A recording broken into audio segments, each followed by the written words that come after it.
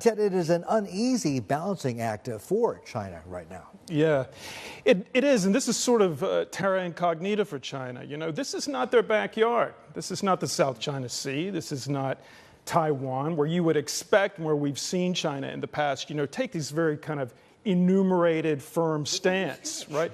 Yeah, this is Ukraine, you know, arguably not in its core security interest. Now, I say arguably because there's obviously a debate there.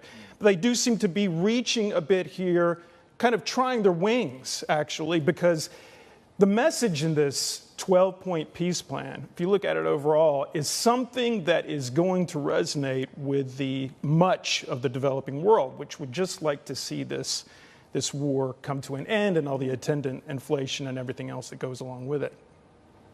I know it's not directly comparable, but having said all this, China has some experience in terms of moderating the behavior of its, what many perceive as the client state, which is DPRK, North Korea, and especially when it comes to nuclear armaments. So they have a degree of experience that they can bring to bear, let's say, in the relationship and in mitigating and moderating Moscow, perhaps? I think you make a very good point there, Sri, because they do have experience right there, specifically, as you said, with North Korea, another country that has nuclear weapons at its disposal, that arguably China has been has proven to be a break on that sort of rhetoric, at the very least, that we've seen come out of North Korea. Now, what do we have? We have a situation with, you know, Russia, which has a much bigger nuclear arsenal than North Korea. And if there's, you know, there are a number of things that I think Vladimir Putin didn't like seeing in these 12 points, and you know, respecting human rights being one of them. Obviously, Russia's a bit on the hook there, you could say, but also with China saying outright, you know, let's take nuclear weapons off the table. Nuclear war is not good for anybody. We don't want to see that happen. Yeah, and I'm not saying that Vladimir Putin wants a nuclear war. The Russians, I do not believe at all, want to have any sort of like nuclear confrontation. But they do want to be able to credibly make the threat that of nuclear weapons, because when you do that, you get a good part of the Western world begins to kind of freak out, and you're able to use that as leverage. So we're in a situation here where, you know, the 12-point peace plan is sort of like a rehash of China's position all along, what it's been since the invasion a year ago, February 24th of 2022. And they're basically saying they're only going so far as to say, look, ceasefire, put the weapons down, don't fight, right? And don't hit the nuclear button, right? But it does not say anything about getting Russian troops out of Ukraine. Yes? Yeah, it doesn't say anything about Ukraine's territorial integrity either. So it is, in effect, a non-starter. The Ukrainians are not going to say, hey, yeah, good idea, let's just stop, freeze it right here.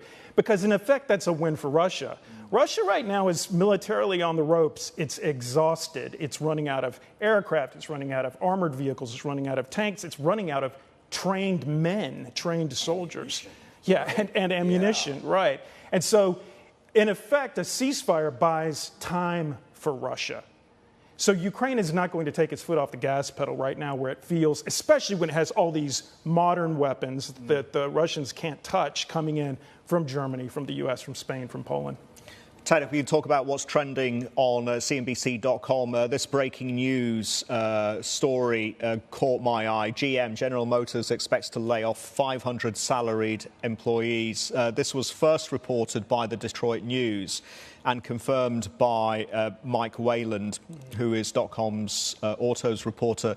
This is concerning for a number of reasons, because to me it shows us that the layoffs that started in the tech sector because of the overreach are spreading to other areas of the economy. You don't want to see it start to hit the industrials, right? That's an entirely different world.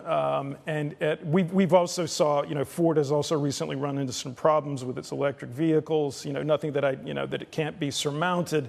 But yeah, the auto sector in the U.S. probably the last, other than defensive components and weaponry. It's the last like real U.S. manufacturing base, that's not an area where economists at the White House want to see that weakness spread to. Herein lies the problem. The Fed do want to see some slack in the labour market, but they don't want to see it completely roll over. They don't want to see those cracks turn into gaping chasms. Absolutely. You're probably going to be all over the Tesla Investor Day tonight. Yes, right? Yeah, and we have a story on the site right now that's actually gotten quite a bit of attention regarding Elon Musk and Tesla and Twitter. Elon Musk tweeted a story about the Wuhan lab leak theory and how the U.S. Department of Energy has now sort of gone that way and said that's the direction that it thinks that it's coming from, and has been warned by the Global Times, which is the English language version of CCP mouthpiece, basically. Don't go there. Don't talk that way. He's got a big investment in Shanghai, and it's going to be very interesting to see how he deals with that. Other than that, right now, what people are reading is all about the markets, as you might expect. Looks like February is going to, actually, I haven't seen the final numbers, but last I saw, February looks like it was going to be a negative month. Treasury yields briefly, they've retraced, but briefly hit a recent high earlier in the day. It looks like rates higher for longer.